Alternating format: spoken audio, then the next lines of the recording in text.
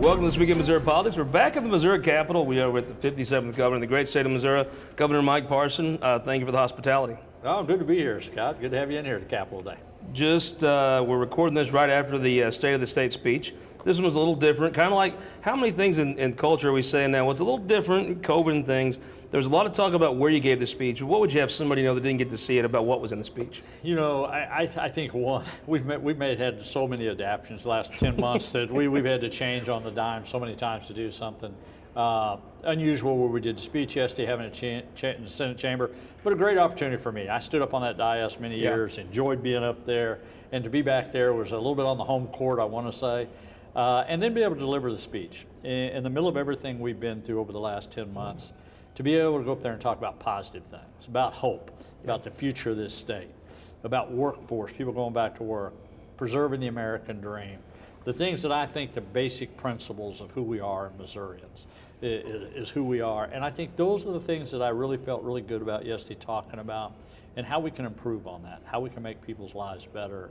And I think maybe because of the gray hair, maybe because of being a father and a grandparent, you know, I want these kids to have the same opportunities that I've had, to be able to come from absolutely nowhere to speak of, and nobody ever thinks you're going to be where you're at. But I want some kid to live the dream that I've got to live, and many other people in their lives. And that's kind of what the State of the State was about yesterday.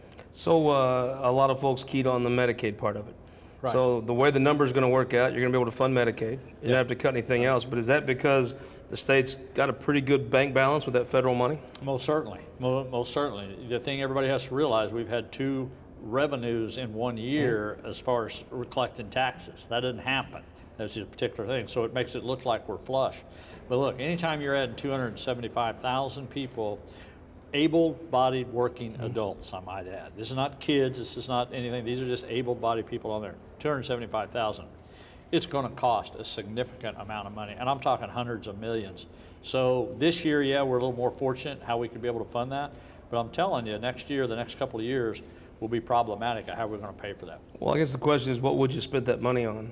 I mean, I heard you talk about rural broadband, but I got to think the state wants to do more on that. Oh, I think without a doubt, you know, I think, Scott, the one thing 2020 has really exposed us to is how weak we are in a lot of areas for virtual and broadband.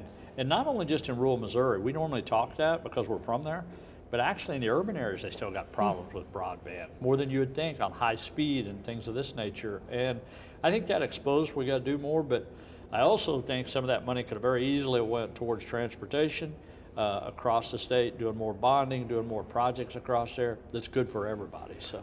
All right, so it was a little odd. I think you started the day thinking you was going to be on one side of the building giving your speech like normal. Now, by 3 o'clock, you were on the Senate side. I noticed you did have the full leader of the House, the pro tem of the House, and of course the Senate full leader and pro tem there. How did you end up across the hall here? Well, I you know, needless to say, a lot of things happened yesterday we wasn't expecting. It was very unfortunate. Not so much unfortunate for me in the governor's office, but actually for the state of Missouri. Frankly, it was a little bit of an embarrassment situation that we were in yesterday. But, you know, again, one thing about my staff and the people that work for me, we're used to adapting to things like that. And it was unfortunate that it all occurred the way it did yesterday, the late notice and all the things that happened. But at the end of the day, we never did have anything in our minds other than to give a state of the state, the tradition to the people of this state, and we were going to do that. And the elected officials had every right to be in there, the statewide, the Supreme Court, who wanted to be there during this time. And I thought it was important for me to maintain that. We never, ever talked about doing it virtual. All along, we were going to do this. And I'm thankful for Senator Schatz for showing his leadership and being able to allow us to put that together within, frankly, a couple hours. But I think the one thing about yesterday that's probably disappointing to me is all the people that put work into that behind the scenes, and then all of a sudden, it's almost they were totally disrespected for what they were doing. So anyhow, it is what it is. You got a few folks that I guess at Super Bowl time deserve a game ball in that OA department. That a lot of people watched it. I mean, there's a lot of folks watching maybe that wanted to go like you think about a freshman representative, there's a big deal to them that didn't get to go. But if you're not in Jeff City, you watch it. There's some IT people that made some miracles happen to make that look as good as it did. Oh, I think some of the people we had yesterday did some incredible things in just hours, within hours that normally sets weeks to set an event up that we'd been practicing ready for that day, and all of a sudden you change it on a dime. I think you got OA, you got DESE, you got just maintenance people, just all kinds of people that did remarkable things in a few hours to be able to put that together.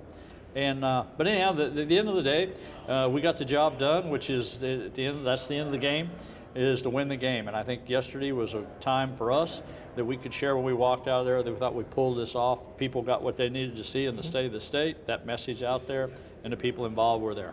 Let's talk about COVID. I mean, you feel like there might be a light at the end of the tunnel where COVID's concerned, but people to this day are still getting sick. Some are dying. Tell me, I know that Robert Nodell, a Southeast Missouri guy in your office, is kind of over administering the vaccine. How do you feel like it's going? We're doing very well. Our state has been remarkable where we've went all through this, as tough as it's been. It's been one of the toughest things I ever went through. But I'm just so thankful the people in our state that's put their best foot forward to fight COVID-19. And despite all the misinformation out there of the media that I want to say that has a propaganda that they want to support or a bias agenda or a political agenda against my administration, the reality of it is Missouri is third in the United States for the least amount of COVID-19 cases per 100,000 positive rate, behind North Dakota and Oregon.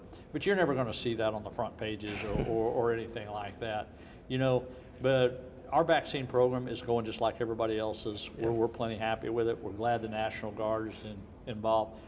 The one thing that Missourians just need to understand that I think is just critical, and I know the vast majority of them do, the demand is much larger than the supply. Until that catches up, it's going to be problematic. Something every day, somebody's going to question the decisions you make. You just got to keep moving forward. Well, let me ask you, do you feel like the federal government's done a good job getting the supply they have divvying up fairly and to get it out to you? You know what? I'll be fair to the federal government, and probably I bash them enough as much as anybody did as a state governor. But the reality of it is, what's happened in the last 10 months is probably remarkable that most of us have never seen in our lives. For the federal government to do what they've done in such a short period of time, even develop a vaccine in 10 months, is just incredible. And trying to get that out to every aspect of the United States of America has to be a daunting job. I know how difficult it is, one governor, to be able to get it in Carter County or Mercer County, and then compared to St. Louis and Kansas City. But you know what? I think for the most part, everybody's been trying to do the best they can to get this out and to get it there. Am I disappointed I haven't had more vaccine? Am I disappointed because Walgreens and CVS didn't do what we felt like they should have done as quick a pace? Yes. But regardless of that, you got to keep moving forward, and you got to still find alternative ways to get vaccine in people's arms. That's what we're doing. So right now, who's eligible to get the vaccine in Missouri? 65 years and older, and if you have underlying health conditions to that, you can do that. First responders, and then our healthcare workers. But I'll tell you who's not. Legislators are not. And for anybody that took advantage of that to utilize their positions to go out there and get a vaccine was totally uncalled for, and they know what the tiers are and what the regulations are. For them to say like they were confused and didn't know.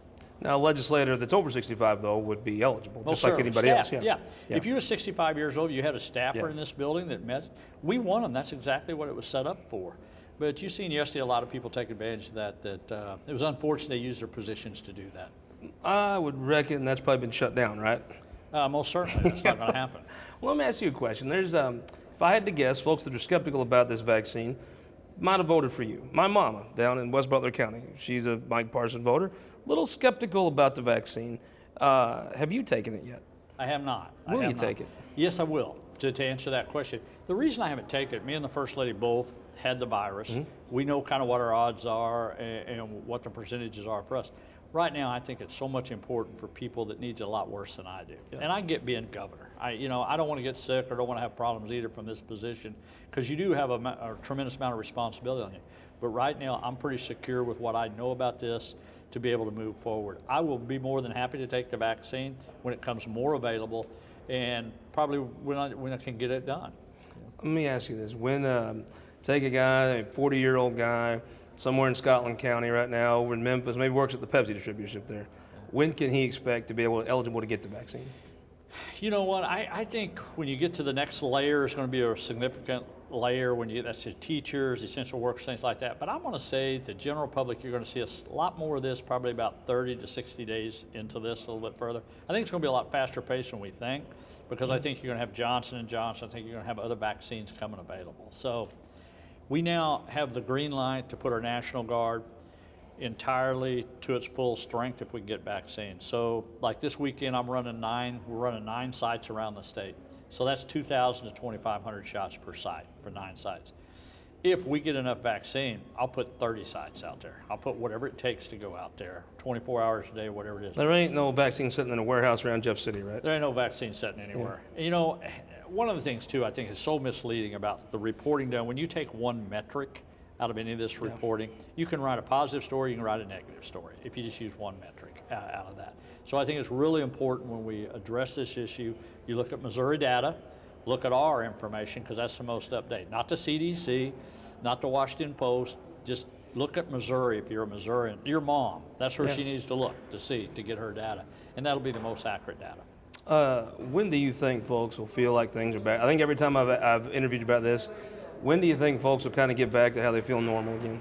You know, I think you'll see it late spring, early summer. I think you'll see a lot of activities go back. I think you'll see sports pick back up. I think you'll see people back out, some socializing. But I think, again, we got to be very cautious until we get this vaccine. It all depends on how much vaccine we get between now and then. But COVID-19 is going to be here, Scott. I mean, it's not going to go away. So we got to deal with it for a while. You mentioned the National Guard. They went out to Washington, I guess, to help out with some of the trouble out there. It was shocking to me to watch that, to watch folks do that to the Capitol and break things and stuff. And you wonder how the people get off work, and you wonder the stuff they're breaking, the folks that are working, that they got to pay for. Right. What were you thinking when you saw that?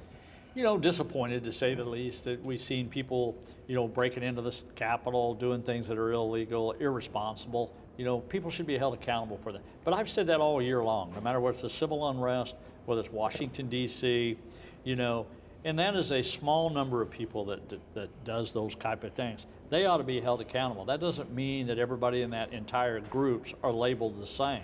Some people are out there doing legit peaceful protest, as we know in this state. But it's pretty biased situation anymore, a lot of it on the political arena, how we adjust these things. But what the people did, they should be accountable for, and they should be held accountable for. Let me ask you a question. It's an odd one, and I think I probably could guess the answer, but do you think Joe Biden won the presidential election? I do. I do. I think he was sworn in as President of the United States, and, you know, I'm old school about that. When that's conducted and that process is done, that's who the Commander-in-Chief is. Like it, whether you like him or not, it's about the presidency of the United States. So I do believe he is the president of the United States. I'll ask you another electoral question. I mean, a lot of states, including Missouri, changed the way they voted a little bit because of the virus. Missouri allowed you a little bit easier time to vote absentee. Right. I don't think there's anything wrong with questioning whether that was effective and fair and done right. Right. Well, I think if you took a look at Missouri, almost a model for the rest of the states of the United States, we made adjustments. We didn't dilute your dignity of a vote. We just made it a little easier for some people to vote that needed a little help at a time in a crisis. And it all worked, and we went right back the way it was. Elections will start back in March and April and back in. Do you plan to start them back the way they were, or are you open to the new way continuing? Well, I haven't talked to the Secretary of State about that yet, but I would assume we'd go back to where it was, as long as it can be done safely, depending on where you're at, different elements. But again, I think that's a question I'd have to have a conversation with him to say that. You know, I think Jay Escroft deserves a pat on the back. If he'd have messed this election up, everybody had been out of the Kirkpatrick building just all in an uproar. Yeah. He did a good job, I think. Most certainly. I mean, you know, Jay did a really good job around this state. I think when I had an opportunity to go to St. Louis, to there up there where Rick Streams, one of the chairs up there, and Democrats and Republicans working up there. And I was totally impressed when I left there of how well I thought and how efficient that was being run. And I've heard all the stories, you know, of all the things that occur in the cities, but I was totally impressed when I walked out of there. And I think all of that proved out as this election went forward in some of the most difficult circumstances. Our local level county clerks that were there every day on those local levels in the middle of total chaos, put those ballots in there, took the votes, people went in there and took care of them. My hat's off to them, especially in those counties across our state. Think about Angie Curley, Tanya Defendahl. I mean, you go on and on with county clerks that they do this all the time. They're fair election, something they do all the time. Let me ask you about the two senators. I know you talk to Roy Blunt frequently. He speaks very highly of you all the time, actually. You talked to Josh Hawley, Senator Hawley. Been there a little bit. We actually have conversations with the federal delegations. As a matter of fact, we already had one this week, kind of explain the state of the state, kind of what some of the misinformation was out there on the media this week, so they kind of get an idea. But we talked to the federal delegation quite a bit during this time. I probably talked to Senator Blunt by far more than I do Senator Hawley. Just simply, probably there's more of a relationship there. and he's a senior senator, so Yeah. he's a little bit of a go-to guy sometimes when we're trying to get stuff done for the state. We're going to be right back this week in Missouri politics. We'll finish up with Governor Parson. We're going to try to get a Chiefs Super Bowl prediction out of him when we come back after this. But first, go to showmissouri.com. The history of Missouri, one county at a time. This week, we're in Phelps County, Missouri, where the railroad ended at the war, all kinds of history. Railroad ended in Bolivar, too, didn't it? That's Before right. the war. That's right. Go to showmissouri.com. The history of Missouri, one county at a time. We'll be right back after this. All across Missouri, our new car and truck dealers are building strong local economies. When you buy a car or truck in Missouri, you're helping to support over 20,000 Missouri families who rely on the auto industry for good-paying local jobs. You're also helping fund our communities, schools, first responders, and our roads because dealers generate millions of dollars in tax revenue. Missouri's automobile dealers have been the foundation of our communities for generations and for generations to come. The Missouri Automobile Dealers Association, the heart of Missouri. For more than a century, the St. Louis Carpenters Union has shaped our communities. Through trusted alliances, we deliver skilled professional craftspeople while our business partners provide the kind of quality jobs that keep our economy humming. It's a blueprint that has worked since 1882. Turning Missouri into a right-to-work state stalls progress, wipes out jobs, and kills momentum. Right to work is wrong for everyone. Let's keep Missouri moving forward. Visit carpdc.org to learn more. Your energy needs are changing. That's why at Ameren, Missouri, we're not waiting on the future. We're building it with the Smart Energy Plan, advancing thousands of projects across the state, helping reduce emissions through cleaner energy sources, boost reliability with self-healing equipment, and better withstand storms with new composite poles. Moving Missouri forward and bringing us all a little closer together. That's energy at work. Ameren, Missouri. Welcome back this week in Missouri politics from the beautiful state capitol with the 57th governor of the state of Missouri. Governor Parson, thanks for sticking with us. No, good to be here. So a lot of stuff, I know the legislature always has its own ideas, that they gave their own speeches about what they wanted to send to you. Whether that met up with your state of the state, I think there was some overlap, but not sure. First thing the Senate kind of looks like it's teeing up is COVID liability. Essentially, if you were just doing what you thought was right, you don't get sued over COVID, right? Right. And I think that's critical.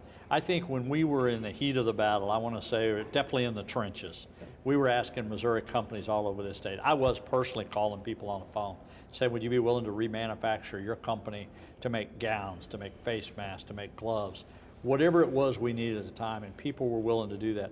Frankly, and I think it's important to remember, they brought their employees back in at a time when most of them, a lot of people would probably rather stayed at home. Some of them were scared and everything, but they come back and went to work.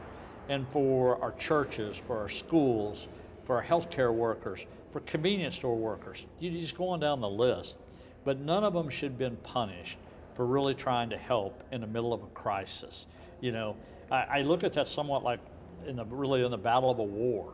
You know, you know, sometimes you got to do what you got to do at the time, you know, to keep the high ground, and that's exactly what the position we was in. So, but if you do find a bad actor out there, I mean, you still could raise a suit. And, right? and I think you could if you still found a bad actor. He's not going to get a free pass. You know, we're going to be able to go after that. You know, just the way the language is. But what we're basically saying in this language, I'm not sure what the finished product will be, but what I'm saying is if you didn't intentionally to commit a forgery or commit a crime or do something, you know, we want to go make sure you're protected.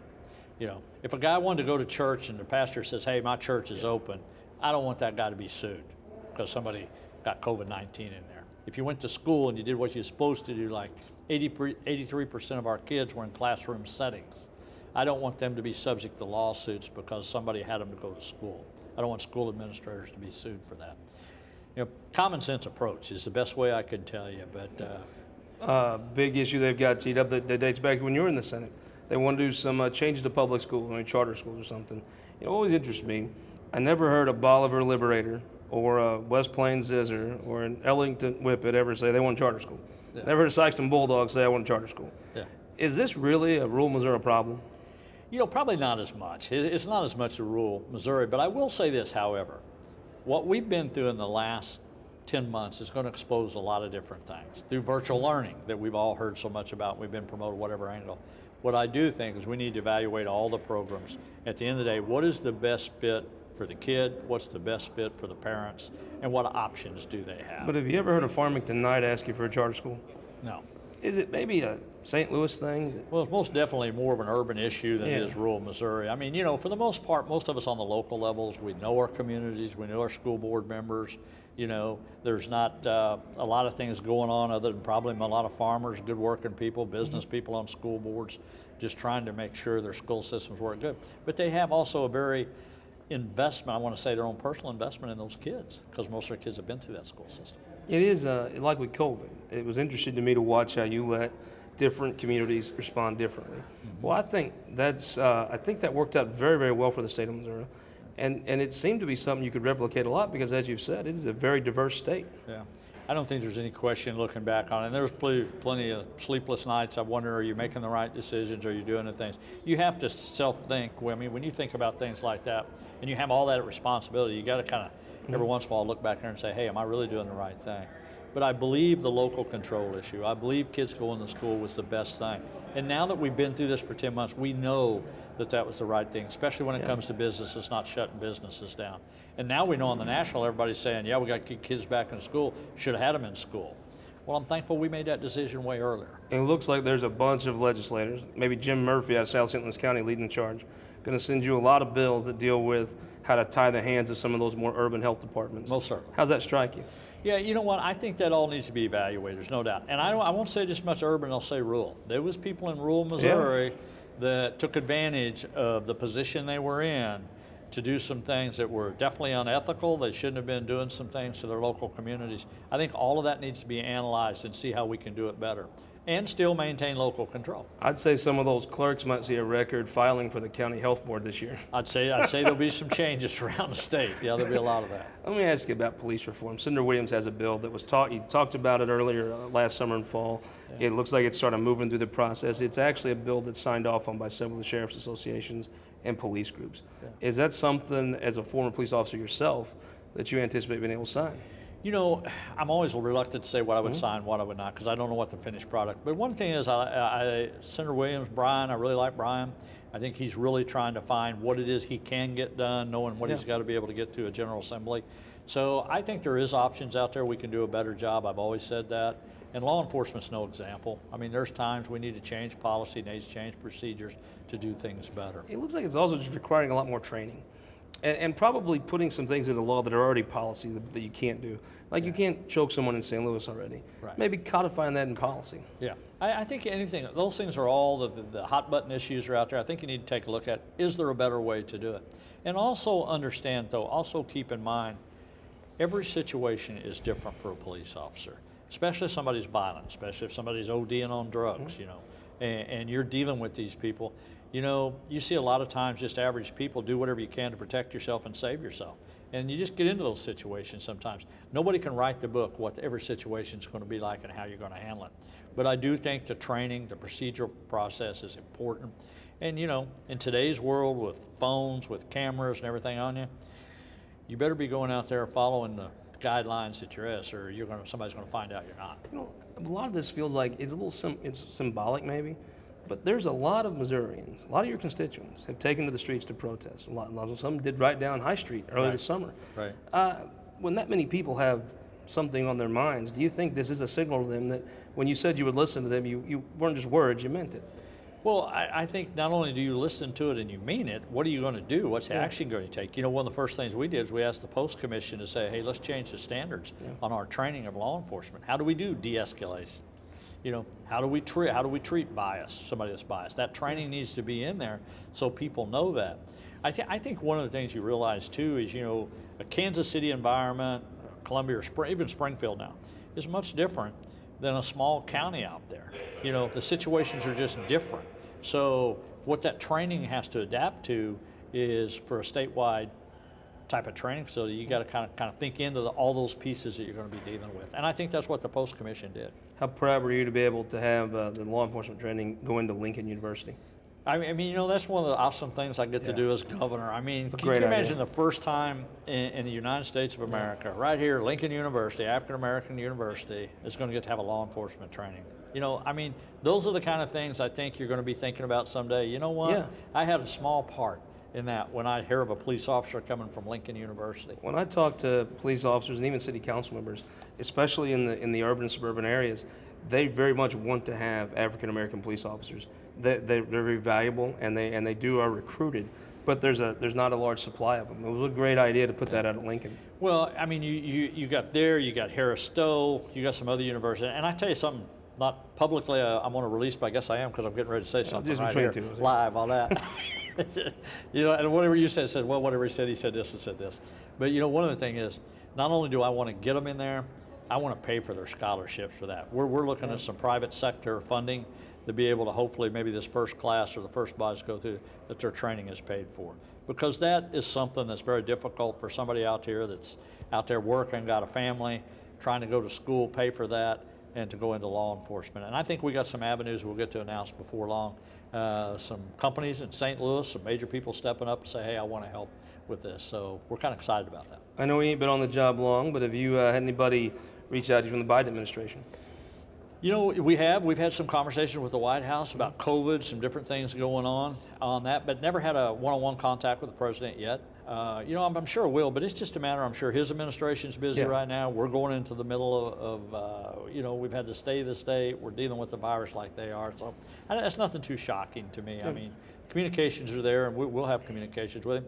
Look, at the end of the day, I want the President of the United States to do well. Yeah. You know, I seriously do. And it goes all the way from when I was in the military. When you learn the commander-in-chief is the guy that you work for, you want him to do well. And I want the president to do well. We'll see what happens. Talk about some other folks I think you want to do well. We're 1 week away from the Super Bowl. Give me a Super Bowl prediction. No, it's easy. 35-21 Chiefs. I could have guessed Chiefs 35-21. I like that.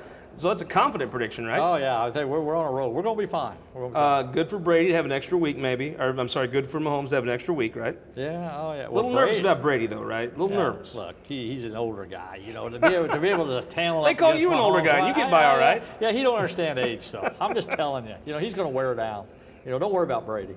So you're predicting there'll be another parade down to Union Station in Kansas City? Yeah, that City? was one of the most awesome things I did when I was governor. So heck yeah, I want to go back down there. I told the people in Kansas City last year that I said, remember the number 55. Remember Frank Clark's number. Because next time you see that, it's going to be walking down the aisle, of the alley in Tampa Bay, out of the stadium going to Super Bowl 55. I think the entire state, all the way down to Portageville, is Chiefs fans a week from now. Yep. Governor, thank you so much for joining us. We appreciate it. Scott, thanks very much. Appreciate it. In Louisville, who won the week? I'm going to give one special out to April Bruner, the First Lady to command a rifle battalion in the Missouri National Guard. Quite an accomplishment, quite an impressive person. We'll be back next week with This Week in Missouri Politics.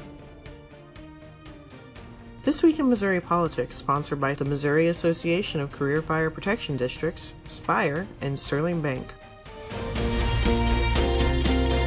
Guys, thank you so much for watching the show. I want to tell you about a new thing we're offering. It's the Missouri Times Podcast Network. You'll get this show every week. If you want to listen to it in your car, you don't have time to watch it. You'll get our Show in Missouri podcast, History of Missouri, one county at a time. You'll also get our midweek update. Once a week, I throw up the Facebook Live. We talk politics, usually eat a lunch and discuss politics. You'll get to hear all those things come right to your phone. Subscribe to us on iTunes or Android. Missouri Times Podcast Network. Please join us and subscribe.